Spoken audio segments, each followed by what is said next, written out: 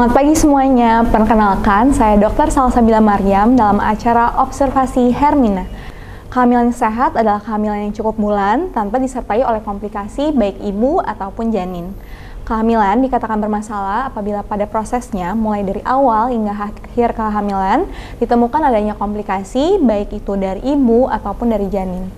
Pada hari ini kita akan membahas mengenai ciri-ciri kehamilan bermasalah dan juga penanganannya langsung oleh dokter spesialis obstetri ginekologi dari Rumah Sakit Hermina Bekasi, yaitu Dr. Purnomo Hias Wicaksono, spesialis obstetri ginekologi.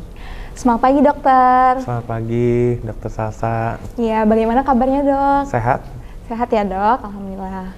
Oke dok, pada hari ini kita akan bahas ya dok mengenai ciri-ciri kehamilan bermasalah. Katanya sih kalau kehamilan yang bermasalah itu kalau ditemukan adanya komplikasi ya dok dalam kehamilan, benar gak dok? Betul sekali itu. Betul, yang dibilang komplikasi dalam kehamilan itu sebenarnya kayak apa sih dok? Jadi sampai saat ini yang kita antisipasi untuk terjadinya selama kehamilan adalah penyakit atau kondisi yang ditemukan pada ibu maupun si janin. Adapun kondisi-kondisi tersebut diantaranya tekanan darah tinggi pada kehamilan, kemudian kasus perdarahan, kemudian kasus keguguran, kematian janin, hingga kasus prematuritas. Oke, baik dok. Mungkin kita mulai dulu kali ya dok, bahas dari yang paling sering nih dok, yaitu tekanan darah tinggi dalam kehamilan. Sebenarnya tuh kenapa sih dok bisa terjadi tekanan darah tinggi dalam kehamilan dan gimana cara penanganannya dok? Jadi kondisi tekanan darah tinggi pada kehamilan itu awalnya disebabkan oleh karena proses maladaptasi dari proses penumbuhan plasenta atau si ari-ari ini ke dalam rahimnya si ibu, seperti itu, sehingga tubuh yang ibu akan menghasilkan reaksi kekebalan tubuh yang mana sebenarnya akan mempersempit volume pembuluh darah, sehingga tekanan darah di dalam ibu akan menjadi tinggi dan juga aliran darah ke si janin akan menjadi semakin berkurang. Kalau penanganannya kayak apa dok biasanya dok? Untuk penanganannya sampai saat ini yang bisa kita kerjakan adalah memperbaiki asupan vitamin D, kemudian kita memperbaiki asupan kalsium, kemudian kita juga dapat memberikan profilaksis dengan menggunakan aspilet pada kasus-kasus yang berisiko tinggi. Oke, baik dok. Mungkin berarti kalau untuk tekanan darah tinggi dalam kehamilan sebenarnya ada pencegahannya tersendiri ya dok ya? Betul. Berarti ya. Kalau misalkan nih dok, kan ada juga pasien-pasien dengan kencing manis ya dok, atau diabetes dalam kehamilan, yang sebelumnya sebenarnya dia nggak ada diabetes dok, tapi tiba-tiba pas hamil malah jadi ada diabetes. Nah itu sendiri kira-kira gimana dok? Jadi untuk kasus diabetes pada kehamilan itu biasanya harus ada faktor pencetusnya dan juga memang ada faktor bawaan dari keluarga yang memiliki riwayat diabetes itu sendiri. Salah satu faktor yang dapat mencetuskan terjadinya diabetes pada kehamilan selain dari faktor genetik dari keluarga antara lain adalah obesitas. Obesitas, berarti memang harus ibu-ibu yang mau hamil tuh turunin berat badan dulu kali ya dok ya? Sebisa mungkin mencapai berat badan ideal. Oke, harus mencapai berat badan ideal. Berarti sebelum kita bahas yang lain dok, kalau misalnya pasien-pasien diabetes, berarti nanti ketika ditemui ada diabetes ada obatnya tersendiri ya dok?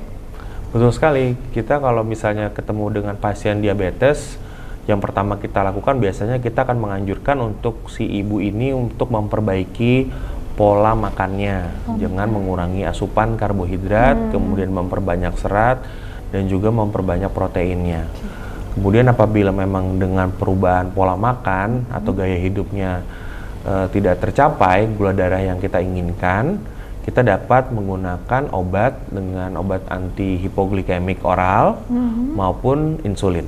Oh, berarti bisa juga bahkan sampai ke insulin ya dok ya, kalau emang nggak bisa ditangani dengan perubahan pola makan ataupun obat antihiperglikemi oral. Betul. Tadi kan dokter juga sempat bilang ya dok, kalau misalkan salah satu komplikasinya itu keguguran. Sebenarnya kalau kayak ada keguguran berulang itu bisa dicegah nggak sih dok? Untuk kasus keguguran berulang kita perlu mencermati setiap kasusnya ya. Jadi dari segi riwayat si pasien itu sendiri, apakah memang keguguran ini memang disebabkan oleh faktor si ibu atau dari faktor si janin itu sendiri. Karena menurut penelitian memang 80% lebih kalau misalnya keguguran itu terjadi di usia kehamilan kurang dari 13 minggu, memang kebanyakan faktor yang menyebabkan adalah faktor si janin. Akan tetapi kalau misalnya di atas dari itu, biasanya faktor dari ibu sendiri sudah mulai menjadi pertimbangan.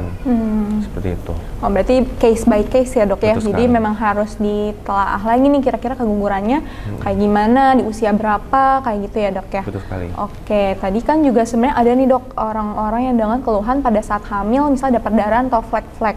Nah itu sebenarnya bahaya atau enggak sih dok, dan termasuk komplikasi atau enggak dok kira-kira? Jadi untuk kasus perdarahan pada usia kehamilan muda, kita menyebutnya sebagai ancaman keguguran ya. Okay. Untuk ancaman keguguran sendiri ada banyak yang dapat mencetuskan ancaman keguguran. Yang tadi seperti saya sudah sampaikan bahwa dari faktor si janin masih memegang peran, tapi kita tidak menutup kemungkinan adanya faktor ibu yang menjadi penyebab ancaman keguguran itu sendiri. Nah, untuk kasus perdarahan di atas kehamilan 20 minggu, kita baru bilang kasus itu sebagai kasus perdarahan, namanya perdarahan antepartum atau perdarahan selama masa kehamilan. Untuk kasus perdarahan antepartum itu sendiri biasanya disebabkan oleh karena tumbuhnya si plasenta atau ari-ari ini yang menutupi jalan lahir. Seperti itu. Dan juga penyebab lokal juga seperti infeksi juga bisa menjadi salah satu penyebab yang membuat kasus perdarahan antepartum itu sendiri. Baik dok. Jadi kalau udah ada kasus perdarahan kayak gitu, baiknya emang langsung periksa ya dok ya, supaya bisa tahu nih kira-kira penyebabnya apa. Betul sama sekali. Penanganannya kayak gimana gitu ya dok ya, disesuaikan sama penyebabnya. Mungkin dok, berarti kan tadi kita udah bahas dok terkait keguguran, perdarahan, terus kencing manis dalam kehamilan atau diabetes dalam kehamilan, sama tekanan darah tinggi. Kira-kira ada lagi gak sih dok yang perlu ibu-ibu sekalian nih dok, yang mungkin sebenarnya baru banget hamil dan belum tahu ciri-ciri kehamilan bermasalah tuh sebenarnya apa lagi sih dok gitu? Ciri-ciri kehamilan bermasalah salah satunya ya kalau misalnya dia menemui komplikasi ya. Tadi kan kita sudah melihat komplikasi apa saja tuh yang kira-kira wajib diwaspadai. Salah satu komplikasi yang bisa kita cegah adalah prematuritas. Salah satu bentuk pencegahannya adalah mengetahui kondisi dari sel darah merah si ibu. Ya, apabila kalau misalnya si ibu ini mengalami kondisi yang kita sebut anemia atau kekurangan sel darah, hal tersebut dapat memicu komplikasi hamil dan juga memicu prematuritas pada si janin. Berarti hal lain nih yang penting banget buat ibu-ibu sekalian ketahui, kalau misalnya ada nih, kalau misalnya kurang darah ya dok ya, dibilang kurang sel darah merah, nah itu bisa bahkan memicu prematuritas pada kehamilan. Nah itu berarti juga harus segera ditangani nih buat ibu-ibu sekalian yang ada anemia atau kekurangan sel darah merah. Mungkin kita lanjut lagi ya dok, kira-kira kan ini berarti memang ada kehamilan yang bermasalah ya dok. Sebenarnya ada gak sih dok cara atau pemeriksaan apa gitu dok yang perlu dilakukan oleh ibu-ibu sekalian buat mereka tahu dok deteksi kalau kehamilannya itu bermasalah gitu? Jadi untuk kita mendeteksi adanya kehamilan bermasalah, paling nggak kita menguatkan dari kunjungan antenatal si ibu ya. WHO sendiri menyarankan untuk pemeriksaan antenatal itu dilakukan pemeriksaan USG sebanyak minimal 4 kali selama kehamilan. Yaitu 1 kali di trimester pertama, 1 kali di trimester kedua, dan 2 kali di trimester ketiga.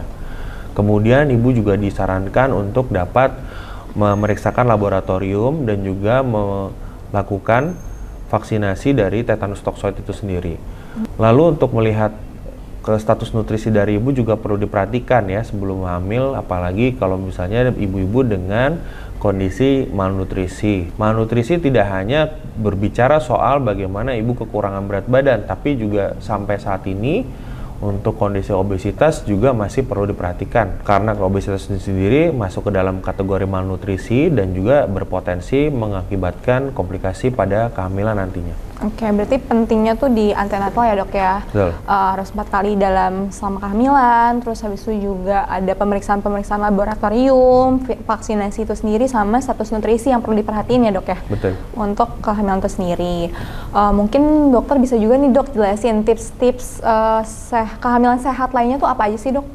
Oke, untuk kita tetap menjaga kehamilan supaya sehat, yang paling penting adalah menjaga pola hidup dan pola makan.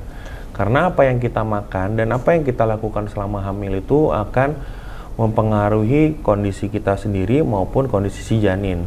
Mulai dari pemilihan makanan, usahakan memang makanan yang tinggi protein dan juga tinggi serat. Kemudian vitamin hamil sebisa mungkin selalu dikonsumsi setiap saat. Kemudian kalau vitamin sebisa mungkin dikonsumsi sesuai dengan anjuran dari bidan maupun dokter yang memberikan.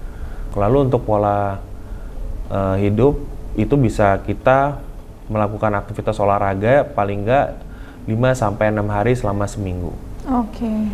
Berarti itu penting lebih ke arah pola hidupnya diatur, makannya juga diatur ya dok ya, supaya tetap sehat selama hamil itu sendiri. Oke, terima kasih banyak dokter untuk sesi sharingnya hari ini. Bagi teman-teman sobat Hermina di luar sana yang memiliki ciri-ciri kehamilan bermasalah atau sekedar ingin konsultasi ke dokter spesialis obstetrik ginekologi, bisa langsung konsultasi dengan Dokter Purnomo di Rumah Sakit Hermina Bekasi. Terus ikuti observasi Hermina untuk informasi kesehatan lainnya ya.